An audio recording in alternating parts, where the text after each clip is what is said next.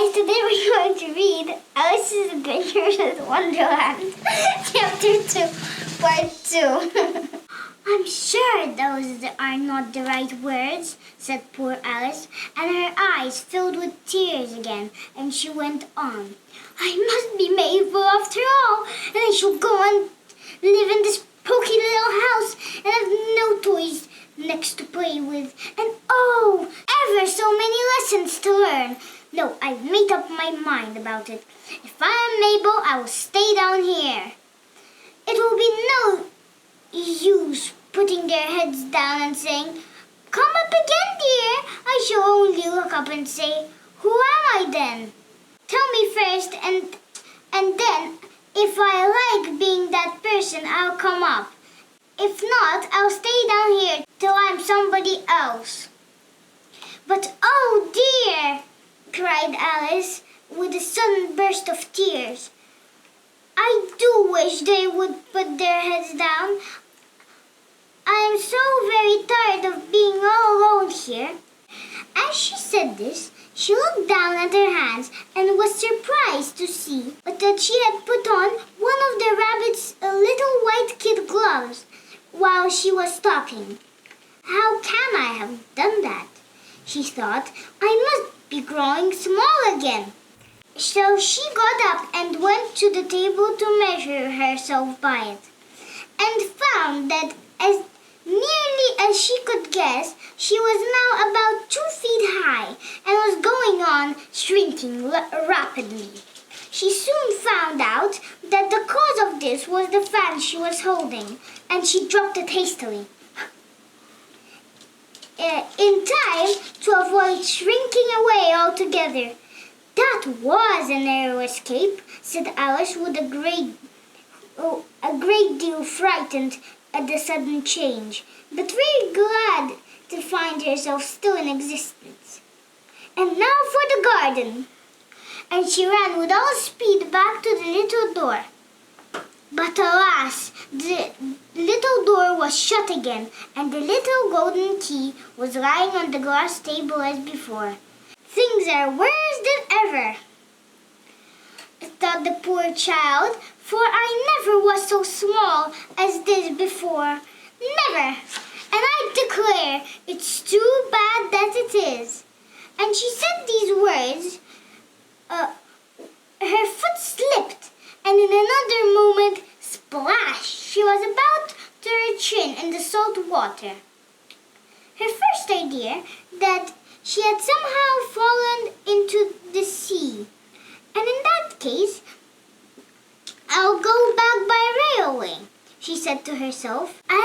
Alice had been to the seaside once in her life, and had come to the general conclusion that whenever you go on the English coast, you find some children digging in the sand with wooden spades, then a row of lodging houses, and behind them a railway station.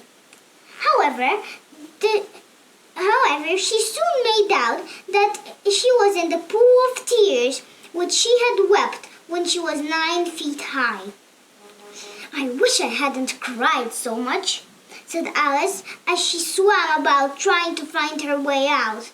I shall be punished for it now, I suppose, by being drowned in my own tears. That will be a queer thing, to be sure. However, everything is queer today. Just then she heard something splashing about in the pool a little way off, and she swam nearer to make out what it was.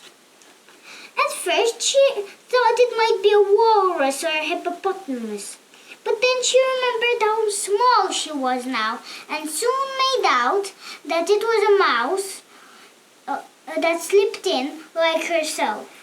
Would it be any use now, thought Alice, to speak to this mouse? Everything is so out of the way down here that I shall think it is very likely it can talk. At any rate, there is no harm in trying. So she began, Oh, Mouse, do you know the way out of this pool? I'm very tired of swimming about here, oh Mouse. Alice thought it might be the right way of speaking to a mouse. She had never done such a thing before, but she remembered having seen in her brother's Latin grammar book, a mouse, of a mouse, to a mouse, a mouse, o mouse. The mouse looked at her rather inquisitively and seemed to wink at her with one of its little eyes, but it said nothing. Perhaps it doesn't understand English, thought Alice. I dare say it's a French mouse. Come over with William the Conqueror. For with all her knowledge of history, Alice had very no clear notion how long ago anything had happened. So she began again. Où est ma chatte? Which was the first sentence in her French lesson book. The mouse gave a sudden leap out of the water and seemed to quiver all over with fright. Just for you to know, où est ma chatte means where is the cat? Oh, I beg your pardon, cried Alice hastily, afraid that she had hurt the poor animal's feelings. I quite forgot you didn't like cats. Not like cats, cried the mouse in a shrill, passionate voice. Would you like cats if you were me? Well, perhaps not, said Alice in a soothing tone. Don't be angry about it, and yet I could wish I could show you our cat Dina. I think you'd take a fancy to cats if you could only see her. She's such a dear, quiet thing, as Alice went on, half to herself, as she swam lazily about in the pool. And she sits purring so nicely by the fire, licking her paws and washing her face. And she's such a nice, soft thing to nurse. And she's such a capital one for catching mice. Oh, I beg your pardon, cried Alice again, for this time the mouse was bristling all over, and she felt quite certain it must be really offended. We won't talk about her any more if you'd rather not. We indeed, cried the mouse, who was trembling down to the end of his tail. As if I would talk on such a subject! Our family always hated cats. Nasty, low, vulgar things. Don't let me hear that name again. I won't indeed, said Alice in a great hurry to change the subject of conversation. Are you fond of dogs? The mouse did not answer. So Alice went on eagerly. There's such a nice little dog near our house. I would like to show you. A little bright-eyed terrier, you know, with such long curly brown hair. And it'll fetch things when you throw them, and it will sit up and beg for its dinner, and all sorts of things. I can't remember half of them. And it belongs to a farmer, you know. And he says it's so useful. It's worth £100. He says it kills all the rats and... Oh dear! cried Alice in a sorrowful tone. I'm afraid I've offended it again, for the mouse was swimming away from her as hard as it could go, and making quite a commotion in the pool as it went.